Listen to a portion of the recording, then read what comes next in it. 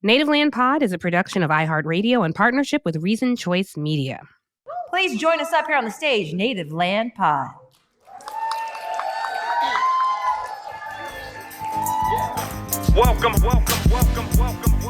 Welcome home to the native, landing on a podcast space destined for greatness. 60 minutes or so hit, not too long for the grave shift. High level combo, politics in a way that you can taste it, then digest it. Politics touches you even if you don't touch it, so get invested.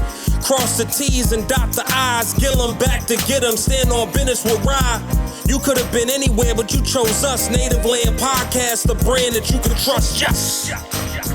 Hey everybody! Welcome home! We are so happy to be here. For those of you who may not remember, last year, Tiff and I made a breaking news announcement that we were not authorized to break at that time. But it was about this very podcast, Native Land Pod. So to those of you who were at the beginning of the home, before the home even started, we say, welcome home. Welcome home, y'all. Welcome home. Yes. So we're thrilled to be here. And before we even jump into the substance of the podcast, let's roll that clip. Bleach blonde, bad built, bleach blonde, bad built, bleach blonde, bad built, Butch body. A what now? Sway. A what now? Sway, the weed makes God. Bleach blonde, bad built, bleach blonde, bad built, bleach blonde, bad built, Butch body. A what now? Bleach blonde, bad built, bleach blonde, bad built, bleach blonde, bad built, Butch body. I'm just curious. Hey. Hey. That's what we're up against these days. We're up against a whole lot of beach blonde, bad built. No, you about to say it. I know. Butch body. We want to replace one of those B words, but we keep stopping ourselves. So apologies. Angela, It just rolls off the tongue. Can you please warn the people that they are on TV? Oh, and Yes. You're going to tell them? It sounds like you're warning them now. Yes. Well, Angela was supposed to give y'all a legal note that if you're in this room, you've agreed to be on TV. And so if you find yourself in our YouTube release of the show on Thursday evening or maybe Friday morning, please do not sue Kim. Your presence is your consent, and we thank you in advance for it. Yes, and even more so for those of you who engage, this is a town hall takeover as branded by our good friend Kim Blackwell. We thank you, sister, for having us at this incredible conference. If you ask a question, this mic is right here in the center of the room. You will state your name and where you're from, and you are also authorizing us to record you on audio and video. So we are very grateful for that. Can I say real quick? Yes. I want to say welcome home to the people in the audience here live with us, but also welcome home to all y'all who are listening who are not here at this conference. Right. Welcome home, everybody. Yes, That's right. We are in ExcelerateHER in Miami. It is our first live show of this election season. We're going to be campaigning on our own because campaigns right now are a little dry. So on that, what we really wanted to talk about today, we normally spend a lot of time in politics. What we believe is that politics are everywhere, and we talk about that on every single show. And one of the things that has been very present, especially for people in this room, are the attacks on DEI. We know that there are up to 80 bills in roughly 28 states that are attacking diversity, equity, and inclusion. And since January, 14 of those bills have been signed into law. We know that there are, out of all the Fortune 1000, there is one Fortune 1000 CEO, and she will be honored at this conference. Her name is Tashunda Duckett, for those of you who all do not know. And she stands alone right now. There's only one Black woman CEO. 2% of the C-suite for the Fortune 500 are Black women. 4% of board seats of companies in the S&P are Black women, and 86 of those seats were filled after the reckoning with George Floyd in 2020. We also know that last year, the Supreme Court had a disastrous ruling against affirmative action, and since then, a lot of the companies that said, Black Lives Matter, said, actually, y'all don't matter that much. I ain't trying to really have you in here like that. So we have to face those attacks as well. We know for Black women, when, if, and how we have children is under attack, to how we wear our hair, to how and where we learn and what we learn. And we also know that how we fund our businesses is even under attack. And you all will hear from Arian Simone about what she's experiencing and the fight that she's up against at this conference. So that's kind of how I wanted to put this the context of this conversation and lay that out there. We know that we also are under tremendous attack, even in the legal field. We have spent a lot of time on our podcast recently talking about our dear sister and friend, Marilyn Mosby. I'll be leaving you all tomorrow morning to go to her sentencing in Greenbelt, Maryland. We are fighting for her every day. And the reason for that, thank you. The reason for that is because Marilyn is not the only one. I've talked about it on the podcast often. Andrew, who's sitting next to us, could have been in that number. Andrew was acquitted. He had to pay a hefty legal fee to make sure that he was adequately defended. But it's not just the two of them. There was Aramis Ayala and Monique Wardell and all of these Black women prosecutors, Kim Gardner, Rachel Rollins. We are under attack on every side. And part of what we know our call to action is when we come here every year that Kim wants us to ensure is that we are figuring out how we support each other so that when the attacks come, Tiff, we talked about your attacks last year. When the attacks come, we are ready to mount a ready defense. And that is what we want to talk about today. Thank you for setting that up that way, Angela. And I know we don't have to tell y'all in the room the state of DEI, but it truly does cast a dark shadow of influence over so many sectors. And just to add, to make sure you all understand that the center of this conversation, it is a conversation with us, but we're here live because we want it to be a conversation with you. So y'all are not being talked at today. We want to talk with you all today. And as we give calls to action to our audience watching at home, we are also open and receptive to the calls to actions you all have. I want to thumbtack or add on to what Angela said about DEI. There are proactive attacks happening. Last year, 13 attorneys general sent letters to private sector companies asking them to re-examine their DEI policies in wake of the law. That's what I would call a threat. It's not a request, it's a threat.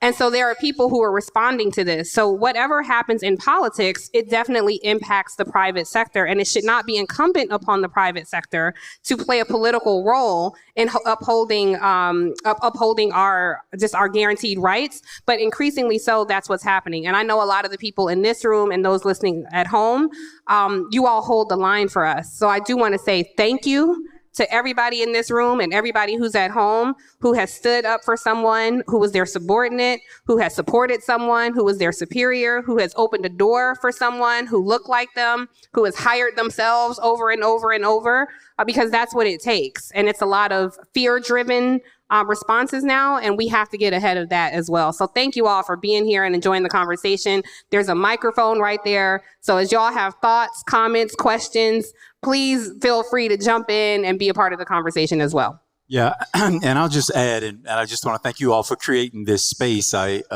was blown away by some of the background and the work that you each do. And of course, my thought immediately ran to, well, who the hell is carrying the load while y'all are here?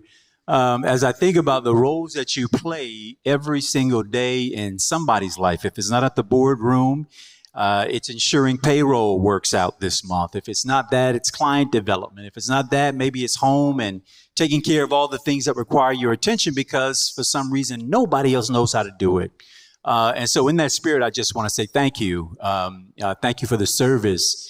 And also thank you for being what is an irrational request of any of society to have, but you all often rise to it and go above it. And that is that we expect you to be superheroes every day, in every aspect of your life. And when that doesn't come through quite the way that you would like it to, because we on the benefactor side are like, thank you, keep it moving. And you all are like, that could have gone better. And if I had just a second more, this is how it could have been done. I think it's an amazing attribute to you and it deserves an acknowledgement. And then the only other thing I would say is, and I learned this through my experience having gone and fought the federal government in trial, and that is there are the people who you expect to show up for you and to have your back, and maybe even some of you expected that you might lean out in a different kind of way. And I guess to satiate that a little bit, I would say we all have roles to play here.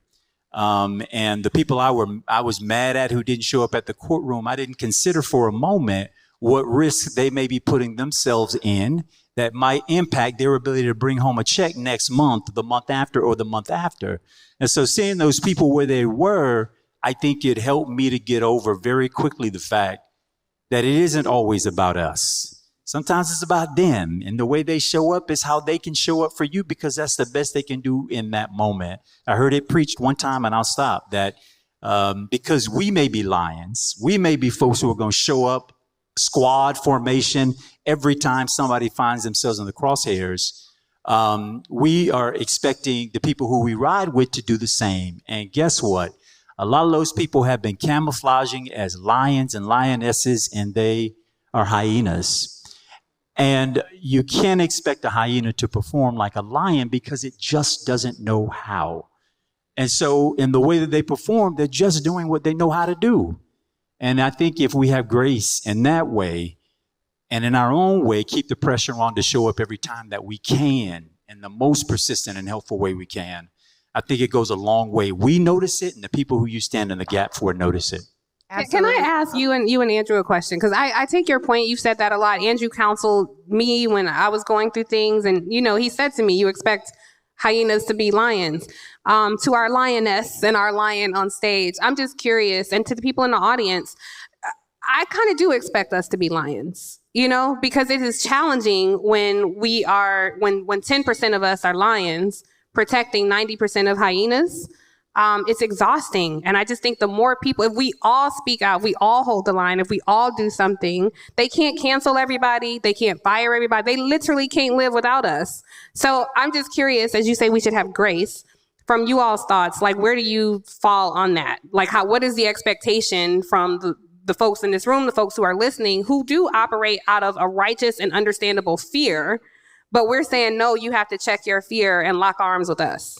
I don't even know if you have to check your fear. I think that you have to move anyway, and I think the other thing is so funny that you're like, I have a question, because I was going to ask this question, and I will kind of do this as a focus group poll with the audience. How many of you all are exhausted by the attacks?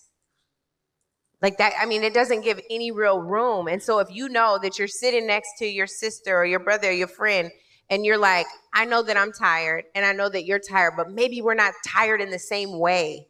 How can I support you? Like, you might find an extra little boost of energy and support from that. Like, one of the things that I'll give you all really as a testimony, and to me, all of these folks are lions.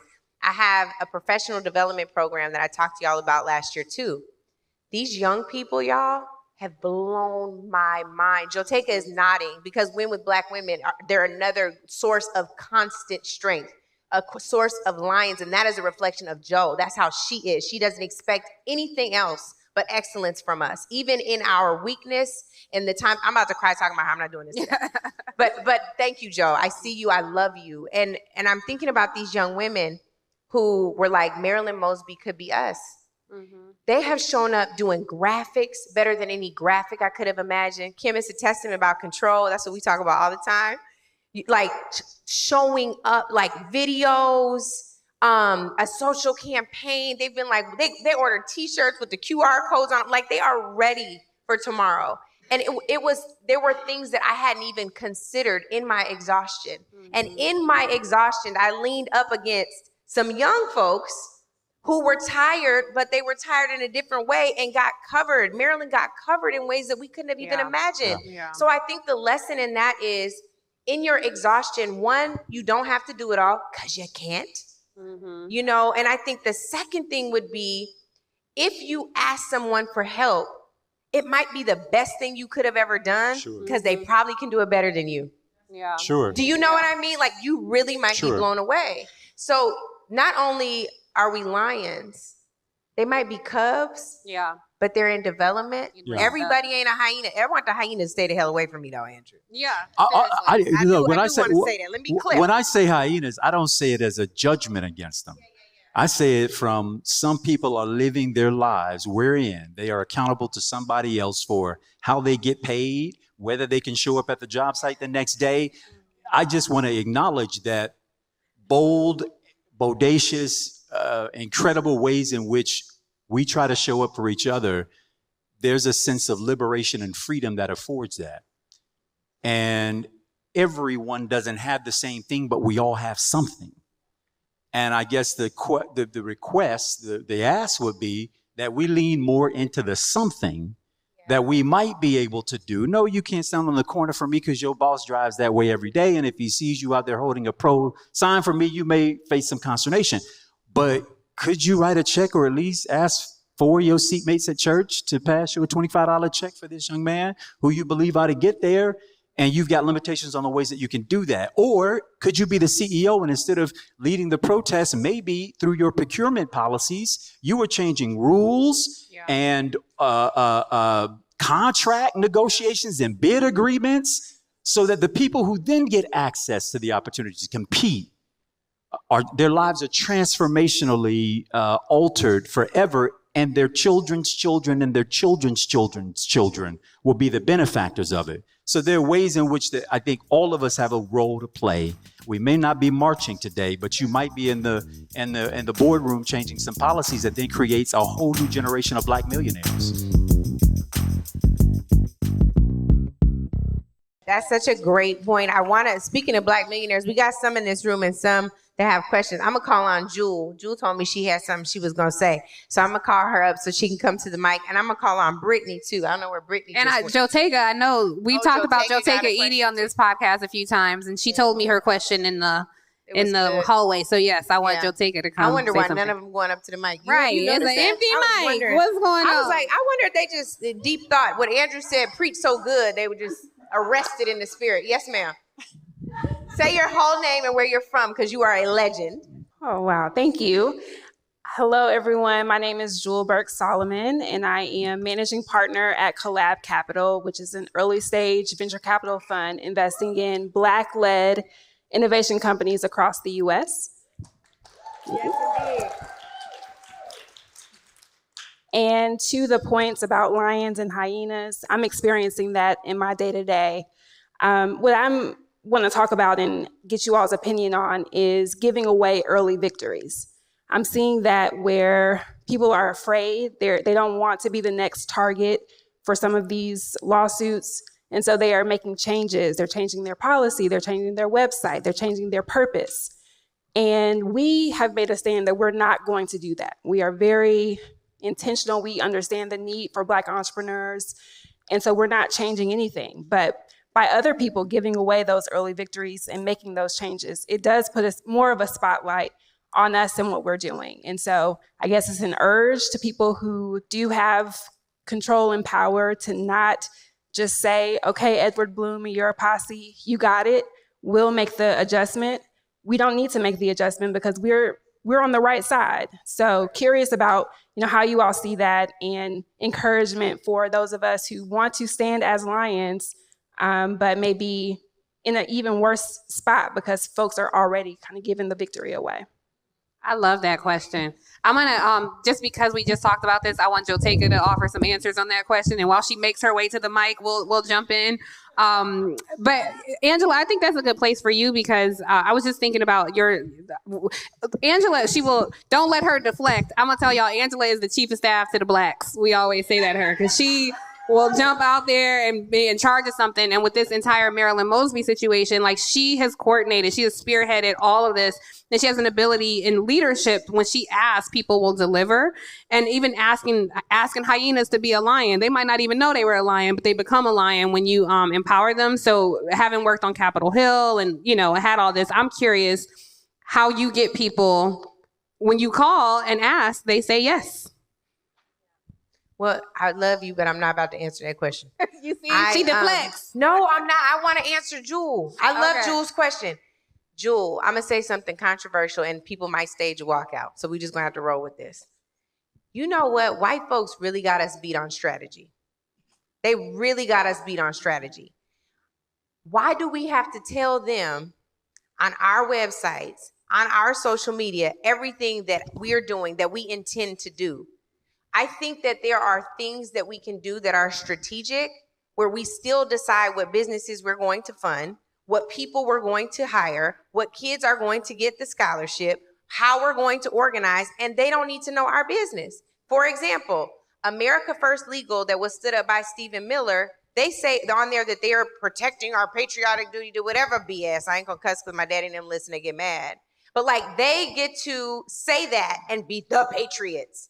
Why can't your fund be the fun patriots? Do they have us beat on strategy or do they have us beat on power? They have us beat on both. So I hear people in the audience saying both. Come to the mic. Say it to my face. Yes.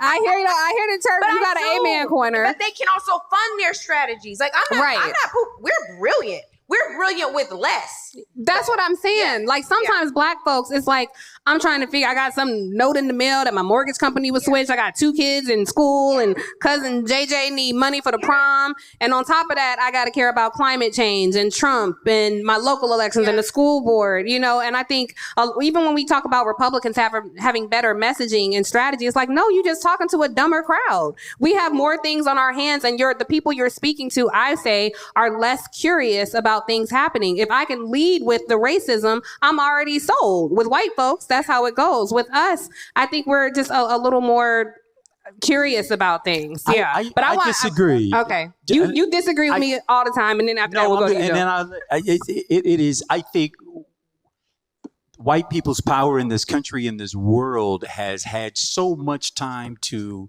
experiment, pass, fail, reinvent itself. But what is insatiable about them is their addiction to power.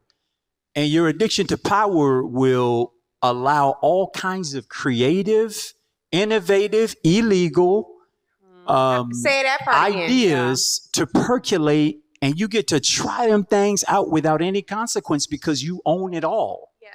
And for us, wherein we may not own it all, every step we take may be risking it all. Yeah. You don't tend to want to commit suicide. Mm-hmm. Yeah. You want to exist. Your body wants to exist. You want to thrive one day.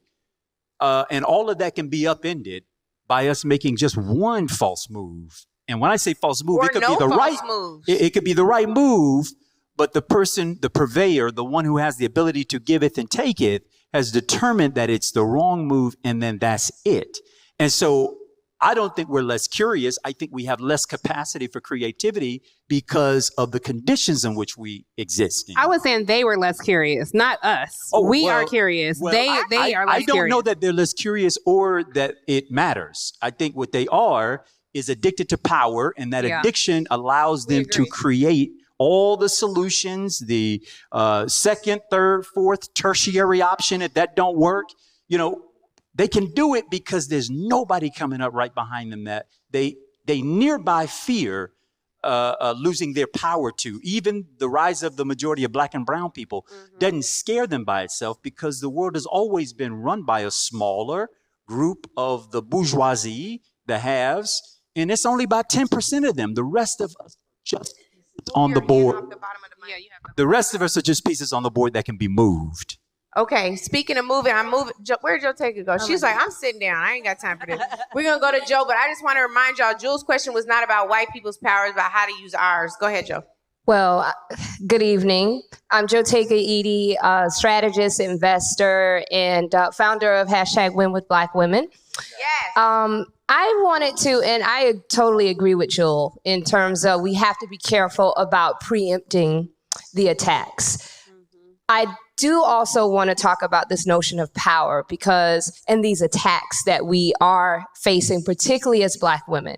And I believe we were in a conversation, I think Britt is going to talk in a minute, but what we see over and over again, whether or not it is our sisters in justice, our sisters in corporate, wherever, it is the same strategy. And it is about the allure, the control, and it's all about power. And the fear connected to that desire for power leads to a very ambitious, very well-funded strategy to attack. And we have to be very careful. I call it the 3 Ds. First, they will work to discredit largely a Black woman. There will be a discredit, a smear campaign. Second, a detachment. And that is the most dangerous aspect of the strategy, is when we are detached from our root and our base. Because once you are isolated, and you were talking about the lions and the hyenas, but anytime you are in the wild, an animal that is isolated is most easily attacked. And so once you are detached from your people and your roots, even if you are detached from the roots of where you know you come from and your strength, if you are mentally detached, then they can destroy you. And so we have to be very careful that we cannot afford to let not any one of us be attacked, because an attack on one of us is an attack on all of us, and it is an attack on us as a whole, as a people. And so that is why we always have to speak truth to power, even if it's uncomfortable, even if it's not necessarily the most popular thing to do, because that is how we will remain resilient, and that is how we have to remain as a people. Yeah. Thank you, Joe. Joe, take it easy. But Joe, you do realize you're being attacked in this way because you are being so successful in so many others. The shot has to be fired over the bow so that anybody who's looking at you, who's inspired by you, who thinks they can come behind you and have the temerity to do the same thing, that they see out loud in public for everybody to notice that if you come for that crown, this is how we level you. Some people blame Fani for everything that's happened in Georgia and the derailing of that case. And I submit, and I said it on our pod, it doesn't matter what she did or did not do. This will have always been the strategy. Yeah, I agree. If it wasn't true, they would make it up. What they make up, they then go further to fabricate and to continue to perpetuate. And they don't have no shame about lying left, right, backwards, upside down, but it's our lives, our credibility, our community. And then too often, sometimes we're the first ones to say, now you should have known better. Yeah. And then we're going to be loud about you should have known better. You should have known better is an inside the house conversation. Yes. It's not for everybody. Yeah. I agree with that. We talk about FAMU, I ain't talking about FAMU to y'all. You don't care about it. You ain't go there. You ain't no rally. You don't get no money. You don't give anything. You did a podcast. You don't pay no rent. There's no way did a you are occupying this podcast space. on it. You did a So some of our podcast. conversations have to be internal, but I just have to say, there's a poem that one of the lines is, it's when things seem worse that you mustn't quit. That's how you know you getting close to the line. That's how you know they scared. That's how you know that they are fighting for their existence. And the ones who are in alignment with them are the ones who have closest proximity to them. That's how we lose white women voters. They're getting killed over here. Yeah. But because they're married to a white man and they have a white child who's maybe a son, their proximity keeps them connected to this system that doesn't love them, doesn't respect them, does nothing for them. And to the passage of those men in their lives, they're back to where they were at the beginning. Yeah. It's a shame. That's good, Andrew. I think, who else had us? Brittany. Yes. Where's Britt? Britt, the bishop got a word. Bishop had a word. I mean, I had a question, but if you want me to, I do think though, first of all, Jewel, last week I was going through the Atlanta airport, and whose face did I see on the ad? Yours. So I just want to honor the work that you are doing and the impact that you are making on us, our people, our communities, because even amidst all of the attacks, baby, you are shining, and we love to see it because we all shine with you when you shine. The other thing I think to this point about attacking Black women is that in every era of, and Angela, I want you to know, I just finished my video about our sister Marilyn. So I talked about this in the video, and I'm about to post it. But what we know throughout history is that in every single era of progress for marginalized people, there is a promised backlash. It is swift, it is thorough, and it is precise. That pattern will always repeat itself, right? Jim Crow destroyed Reconstruction, right? Trump was the answer to Obama. These things consistently happen. So after 2014 through 2020, now we're experiencing that intense backlash. And the goal is always to make the status quo permanent, right? That the folks who hold power are able to hold it forever, and anybody who would dare try to snatch any morsel of it from their hands be damned. So if we know that that's true, and we know the backlash is promised, and we know that that's their blueprint, the good news is that we also know our ancestral blueprints. Yeah. We know our history's blueprints. Yeah. We know what we've written. We know the stories that we've shared with each other. We know the lore and the legacy that we are able to push through our, not just, and to Joe Taker's point, not just through our written words and our formal leadership, but through our connectivity, through our community, through those ancestral rooted practices that we've been doing and that white supremacy separated us from, right? The function of white supremacy really is to separate us from our own knowing, and going back to our own knowing helps us sustain. Because the truth of the matter is they come after Black women because they know that nobody else can be taken down quite as swiftly as a Black woman. They know that we're not defended. They know that we're not protected. Malcolm X already told us that, right? So if we get so impenetrable, if we get together so tight and link our arms so well that nobody and nothing can come in between us, that we are the lions that they are afraid of permanently and perpetually, they can't come for us because they'll know they can't win. And that's the work we have to do. That's the purpose of ExcelerateHER, right? So that we're actually building those connections intergenerationally. And we're not just saying, you got it, good luck, sis, but actually saying, no, I'm linking arms so that we can come along together. That's right. Come on, preacher. Thank you, Brittany Packnett Cunningham. The doors of the church are now open. She didn't even get to the question yet. You have the floor. But speaking of my question, and speaking of us moving along together, to move political for a second, even though the personal is political for Black women, shout out to the Combahee River Collective. There is an understanding that I think we all have in this moment ahead of this presidential election, where not only is the top of the ticket important, abortion rights are on the ballot, voting rights are on the ballot, the futures for our young people are on the ballot, guns are on the ballot, climate change, all of that stuff is on the ballot, up and down. So we know how important this election is, and we know that we've seen some of the polling that if the election were done today, that there are a number of Black people who've said they will sit out. The good news is the election is not happening today, and we still got time to engage with our people, not condescend our people into voting, but to listen, to engage, to understand, and to meet folks where they are, to invite all of us into a different way of being to move forward. So this is my question. In the era that we have right now, we know that Black votes are consistently taken for granted. And if we are going to get our things not only on the agenda, but the policies that truly benefit us passed consistently, then we have to show up like all of these other groups and all of these other issues with a level of force and power, and fully operate in that power. And we also know what will happen to us and the rest of the world if Biden loses. So how are you all, and we've talked about this, but I would love for the room and your listeners to hear how you all are threading that needle and having those loving, respectful conversations with our family members, with our cousins, with the folks we sit next to on the plane, wherever, about how to thread that needle to say, yes, we need to stand in our full power, and we need to make sure that we engage that radical pragmatism that Black people use all the time to set the conditions for our fight, because I'd rather fight Biden than fight Trump. I love that. Good. Any feedback on this? Tiff, you want to go ahead? Okay, I'll hop. You know what? I always talk about the same thing. Thank you for that, Brittany Packnett Cunningham, for the folks who are listening and can't see you. The church are now open. Appreciate that. So I think one of the wonderful things about our podcast is we fill a void. And so something that I take very seriously, and like you said, Britt, it is professional. It's my professional grooming, but also my personal commitment.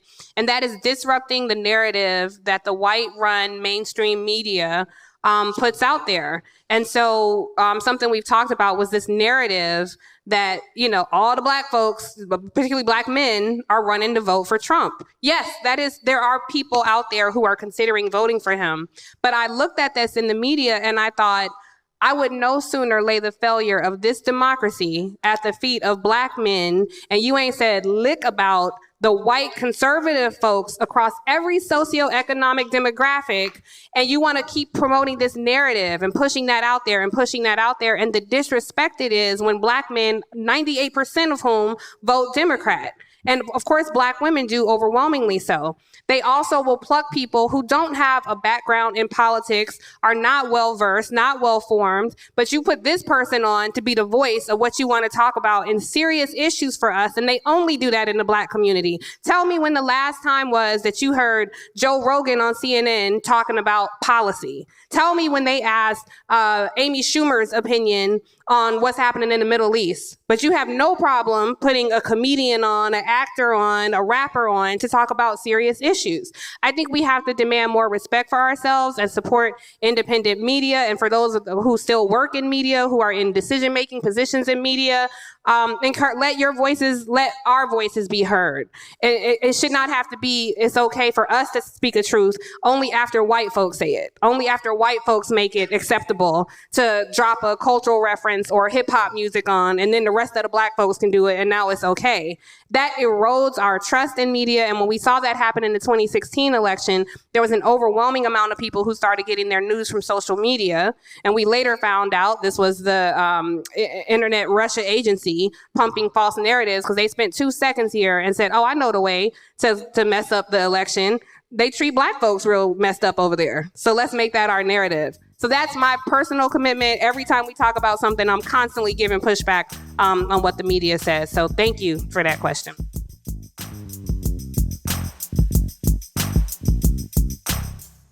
I think this is a good time for us to open up really into solutions. One thing I know that we all are clear about is the challenges that we're up against. But this is a very unique space for us every year to come together, even as Jovian challenged us this morning, around stating our intentions, being clear about what we want, and making sure we're creating this space. It's a safe space here. Native Land Pod 2 is a safe space. We say welcome home because we want people to feel like this is a safe space to discuss your issues, to raise your questions. But I think even beyond that, beyond this room, beyond this particular session and time with this live podcast, we want you all to feel like this convening is a safe space. So there's something you need from this room. If you're under attack right now and you haven't said it out loud, you've been afraid to say it out loud. Come on.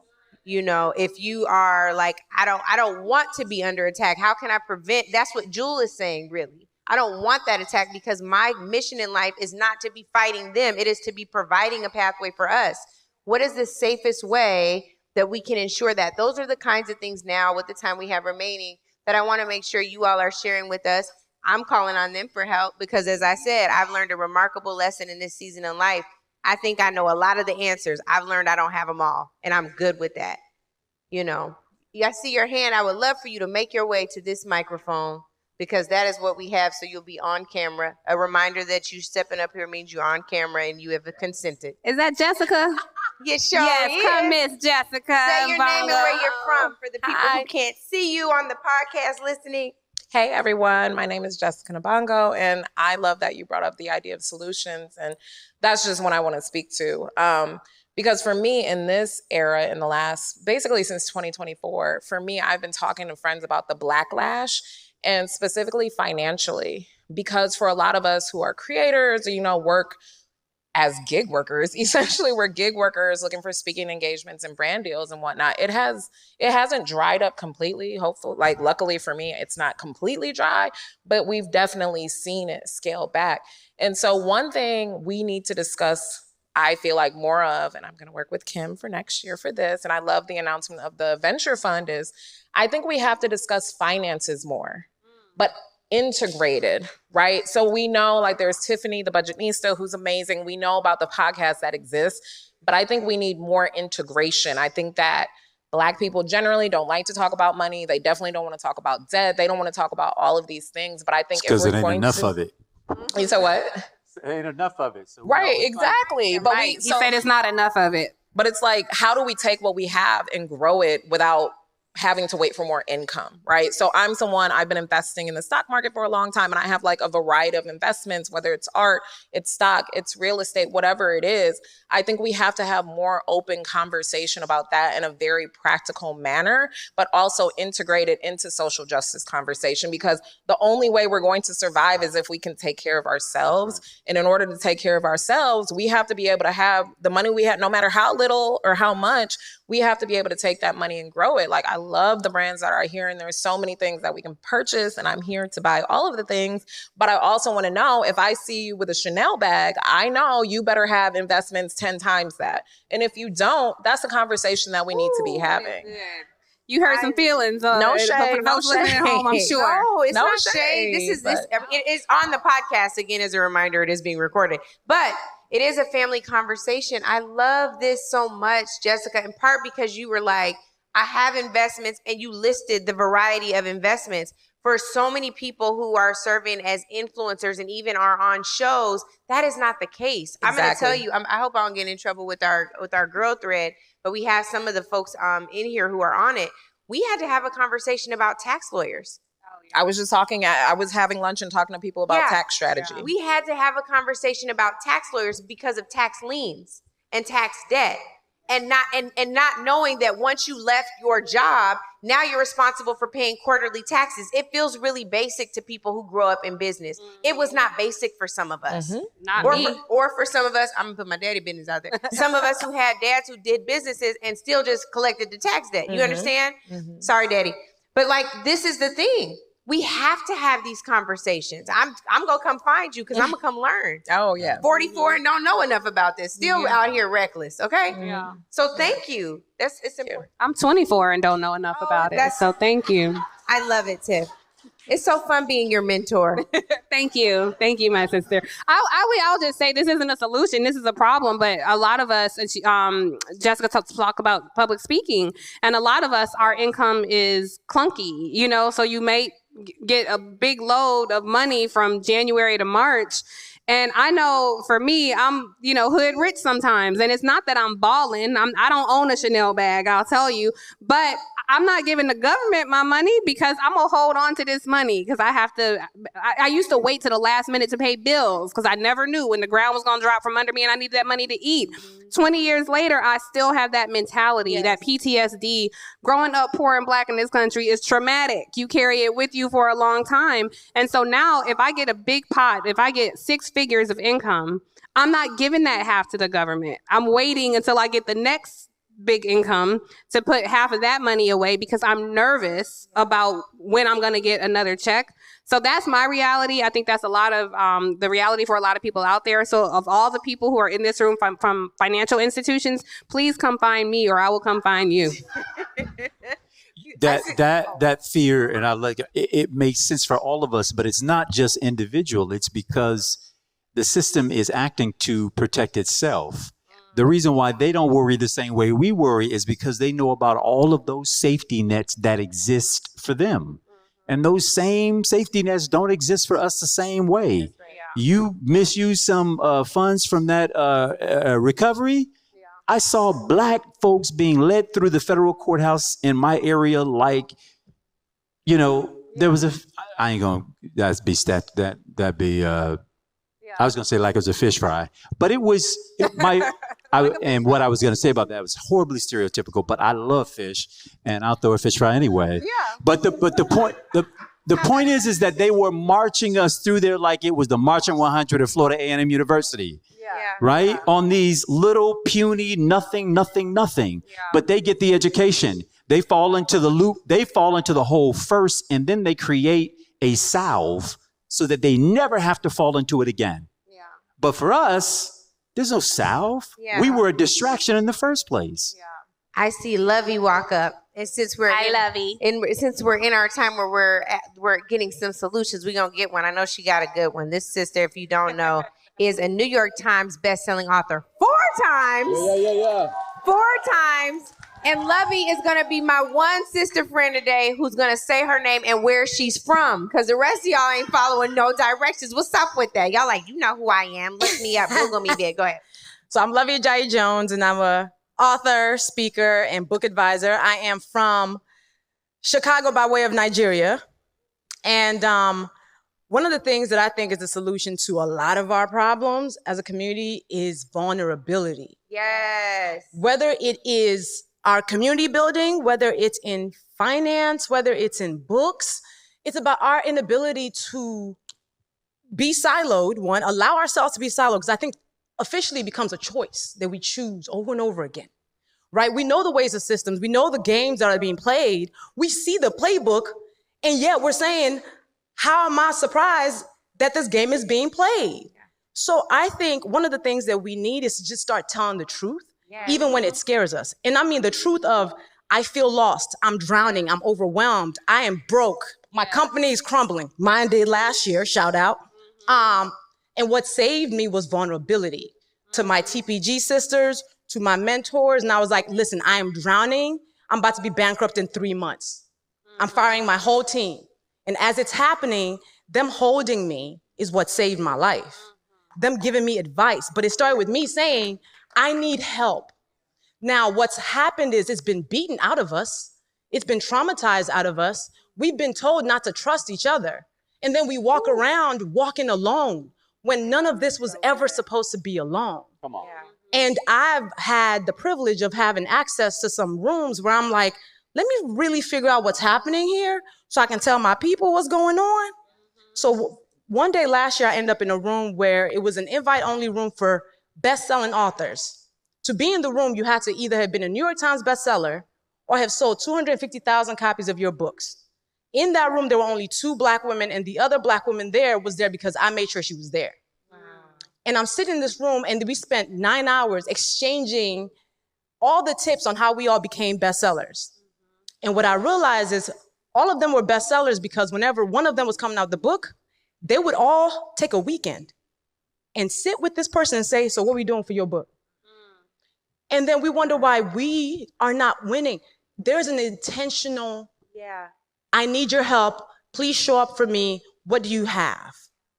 I need us to really start being honest with each other. Don't flex about the Chanel bag if you're struggling also. I need you to say, hey, I need your help. Because when I would say personally, anybody who's coming out with a book, I'm gonna do a book session after this, but I have been so upset for the last year when all these books by Black women are coming out and failing, and I'm like, why didn't you call me? Yes. I could have helped you. Yes. Like, after the fact, I'm like, I could have helped you. And they're like, I just didn't think you would. I'm here. So I need all of us to really start being honest with each other, show up for each other for real. And when somebody tells you, I will help you, believe them. So good. And I stand here today. One thing I know I can help everybody with in this book, in this room, books. I don't want one person to come out with a book in this room and it tanks. Because I have all our numbers now. I know what every book is selling. Our books are failing. And it hurts my feeling every time. I'm like, y'all could have called me.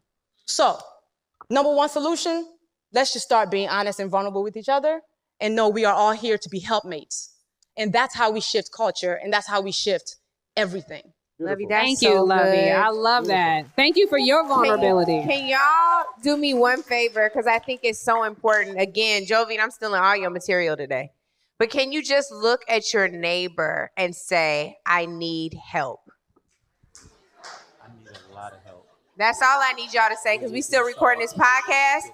But I think it's so important to say that, to do that, because we have to be vulnerable, Luvvie. Yeah. You are so right. So that's a great place to start. So we know our first solution is vulnerability, being honest about your tax debt and your Chanel bag, being honest if you need help with your book. Luvvie said, I'm here. That is a New York Times bestseller 4 times over. That's a formula. She got it figured out. Yeah. Why you wouldn't ask her? Yeah. What is we talking about? Right, Luvvie? But even Angela in this space is vulnerable. Well, first of all, on the books, I just want to shout out real quick Dr. Sharon Malone, who has a book out right now, Grown Women Speak.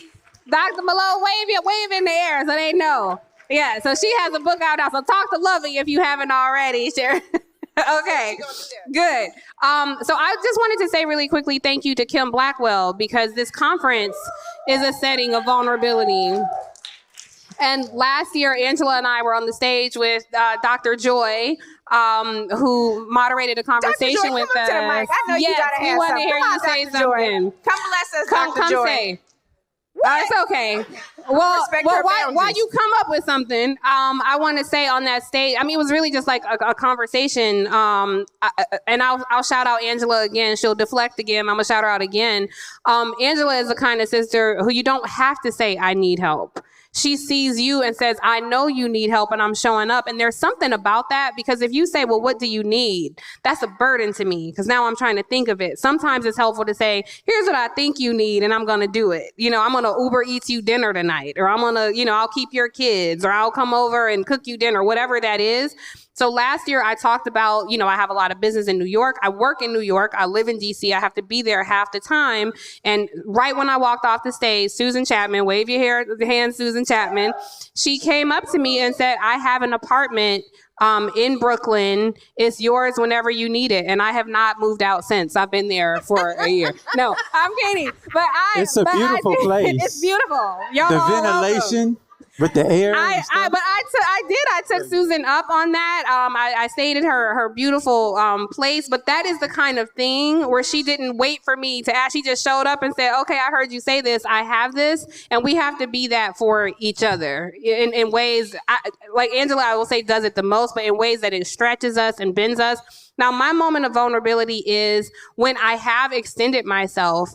I've gotten my feelings hurt a few times. I've been betrayed, or somebody say something slick to me. And at this age and stage in life, I retreat, you know, and it's like I'm insular. I'm grateful to be surrounded by women who I know, I trust. I'm, you know, cocooned in that space, and I appreciate it. And men who have, you know, Andrew has definitely been a source of inspiration and a listening ear, and personally and professionally. But I can get to a place where it's like, if I don't know you, I don't want to talk to you, because I've had too many times where I can talk to you, but I might not share something as personal because I've had somebody say something slick and it bothers me. And I pushed through those moments. But I know after my show was canceled, I retreated. I didn't want to hear from people. There were so many people saying things about me and speaking about me with certainty, and it had never met me before, and I was under attack. And it just put me in such an emotional hole. And thankfully I've been surrounded by people that I'm climbing out of that. So I just want to say, if you've been in that space, you're not alone in that space either. And when I see other people and I can tell you in that emotional hole, my vulnerability is to share mine and then extend a hand to you to lift you out of that place, because I know what that feels like.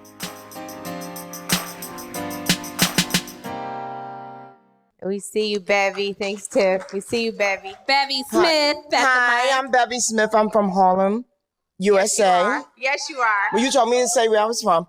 She's from Harlem, the TV show as well. If you're not up on that, get up on that. Okay, I'm a young actress as well. I'm an ingenue. But I wanted to say, Kim, what you've done here is so beautiful, and it's very, very powerful. You're here. But I will tell you this. I've been doing a lot of hello and hi to everyone and smiling, and I've not always received it back. So what I want to say is I want to challenge everyone in this room to say hello to every single Black woman that you see. Okay, I shouldn't even have to say that, but you should. And the other thing I want to challenge us, because it's a lot of us in this room who know each other. It's a lot of powerful, and I'm just going to say it's a lot of powerful cliques up in here. But not everyone is a part of a little crew and a clique and a club and all that. I'm very fortunate. I know a lot of y'all, so I could go up in all the spaces. But because I was once a nerd girl who was bullied, I'm very sensitive when I see people that are shy, that are a little, insular, that are sitting at a table and it's kind of like alone, like kind of off to the side. Tonight, when we see any of those people, can we bring them into the fold? Yes, absolutely. Can we make that vow? I love that. That's a good life lesson. We have to do that because there's so many of us who are suffering, and Kim has built this, right?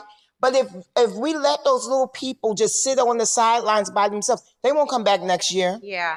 Because they'll be like, yeah, it was nice, but if you don't know the people, if you're not in the crew, if you're not in the clique, it's not really good. And that's what happens at a lot of conferences. So I want to make sure that folks feel welcome. So that's my little I love that, Bevy. Thank you. Thank you, Bevy. That's easy. We're talking about vulnerability. We're talking about transparency, trusting someone to be your help when you need help, being able to say that. We see. Are you coming up, Nikki? Okay. Hey, Nikki. We got from Nikki, iHeart. a boss, a real boss from iHeart in the building. Nikki, tell everybody your name, where you're from. My name is Nikki Sparrow. I am from Baltimore. Baltimore, not Baltimore for the people that's not from Baltimore. But I live in North Florida, St. Augustine area. So I'm so glad to be here. Miss Kim, you are absolute jewel. And as you was talking, Tiffany, I was sitting there like, Tiffany and I are a lot alike in the way that I'm very protected with my emotions, but I help everybody.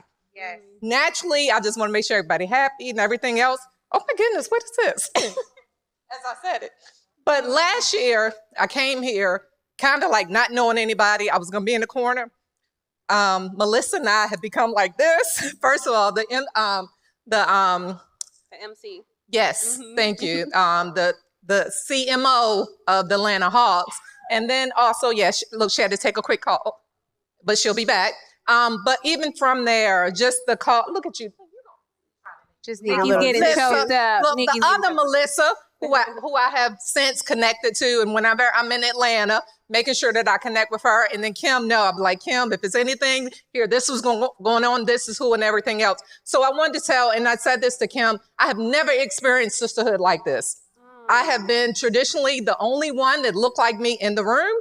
And that has become some of my protection of not allowing all of the sensitivity, because I'm like, I got to be strong, because I make sure get in the room. I got to make sure Melissa get in the room. I got to make sure Dr. Key get in the room and everybody else, and making sure that I'm plugging them in. So sometimes when you don't see somebody being sensitive, it's not that they're not sensitive on the inside. It's because, first of all, you don't know what they have to do to be in the room. Yes, yeah. And to maintain everything that comes along with them when people don't want you in the room. But I'm getting a little sassy now that I'm over 50, because when people say, who are you? I say, you can Google me. The first 4 pages, that's me. Because I can tell they're not asking anybody else in the room who they are, because they feel like they belong there. Yeah. So thank you all for being you. Kim, you are absolutely a jewel. And so thank you for being you, your vision and everything else.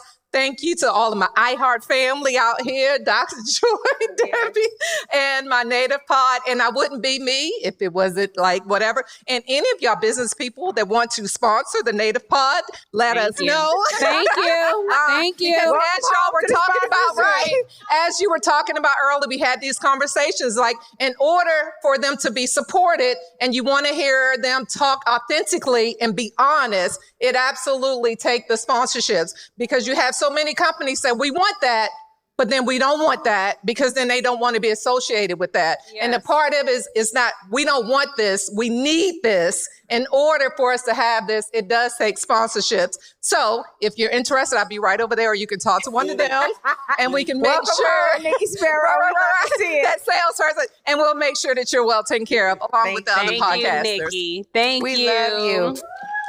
In the last 5 minutes that we have, we do really want to open it up for folks who are feeling that kind of attack we were talking about earlier.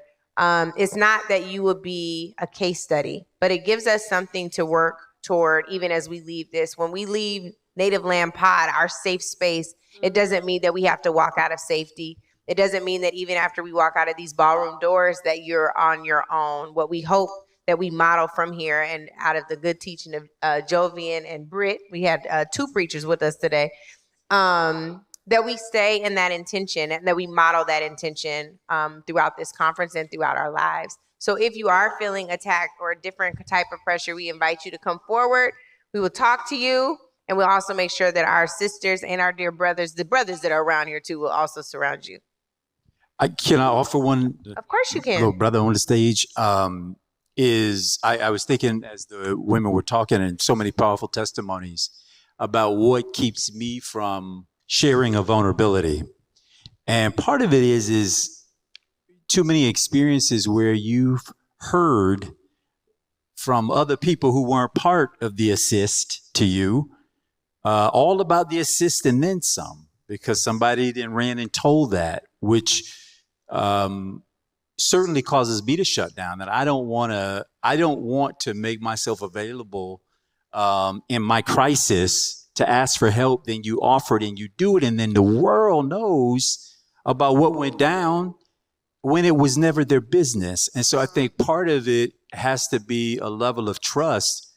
One, intention. If I help you, same way I feel about loaning money, I'm almost writing it off in my head that I'm never getting that money back. But you came to me in a moment of need, and I hope to have met that need for you. And you did. Thank you, Andrew. I needed that money. I ain't give you no money. You caused me problems in my house. So I just think if we disassociate ourselves from outcome. Yeah. So the thing that I did to help you, I did it because I love you. I care for you. I want you to thrive. Go forth. And what if they go on and go thrive? That's great. If they go get a Chanel bag because they felt great and they needed to celebrate, then I'm not mad at that Chanel bag. The season was different when they bought that bag. And now the season's changed, and that's not an indictment on their priorities. Yeah. And so I just, if you're doing when we go outside of ourselves to extend something to somebody, I just feel like Mother Earth wants us to be giving it as an offering. Yeah. Not with an expectation of the return, the outcome, well, since I did that, she ought to be doing this, that, and the third, and you shouldn't have no bills that are late now because it's not, and all of us suffer from it, but it's a real inhibitor from people showing up as their full selves and their need and their vulnerability and their hurt and their absence of grace, because they know you may be talking with forked tongue. Because eventually now you're shaming me for my need. Yeah, right. That's a good point. Don't be a gift with a receipt. We have 2.5 minutes remaining, and I want us to close out with calls to action. So, Andrew, why don't you start us off? Release judgment. That's good. Release the judgment. It ain't got nothing to do with you. Nothing to do with you. Those hateful comments that show up in the inbox, you don't know me well enough to hate me like that. Now, maybe something about my life has pricked you, and so you're getting your rocks off on me because you can't tell the person who you need to be telling. So just let the judgment go. Doesn't advantage you. I love that. I'm going to follow up on what Luvvie said. Let's make Black women bestsellers. So my call to action is go buy Dr. Sharon Malone's book, please. Grow Women. And she's talking about stuff that we all experience in here. I'm about 10 degrees hotter than everybody else. I don't know. That's what I feel like. Not at 24. Not at 24. Well, yeah, I have early perimenopause. Okay, got it. Is that a thing, Dr. Malone? She said no. Well, can I tell? I was in DC and Dr. Sharon Malone walked up to me and she said, "You know you're perimenopausal." I'm like, "What? Hello." And I was. She was just right. looking out. She was just looking out. My call to action is about these attacks that we're witnessing. Marilyn Mosby, please get familiar with her name if you're not. Please sign the petition if you haven't. We are requesting a presidential pardon for Marilyn Mosby. Yeah. I'm telling you all, she is not the only one. I can give you a list of Black women prosecutors, a list of Black elected officials who have been targeted. Please get familiar with that case. My last call to action is to support what Bevy stated. I hear you, sis. I love you. I'm going to make sure I work overtime. This is a reunion for me, so I am so excited to see my friends. But it would be so much better and richer if my friend circle grew in this room and at this conference. And so, Kim, we will lift you up and honor your spirit in that way, making sure we're bringing everyone in. And as we always say on this podcast, if y'all are awake back there, roll that music. We always say on this podcast, welcome home, y'all. I don't know how many days to the election. Welcome home. Thank you for joining the natives. Intentional with the info on all of the latest. Rye, Gillum, and Cross connected to the statements that you leave on our socials. Thank you sincerely for the patience. Reason for your choice is clear. We're so grateful. Took the oath to execute roles. Yeah, faithful. Preserve, defend, and protect the truth, even if painful. Welcome home to all of the natives. We thank you. Welcome home, y'all. What's Welcome up, home. sis? Native Land Pod is a production of iHeartRadio in partnership with Reason Choice Media. For more podcasts from iHeartRadio, visit the iHeartRadio app, Apple Podcasts, or wherever you listen to your favorite shows.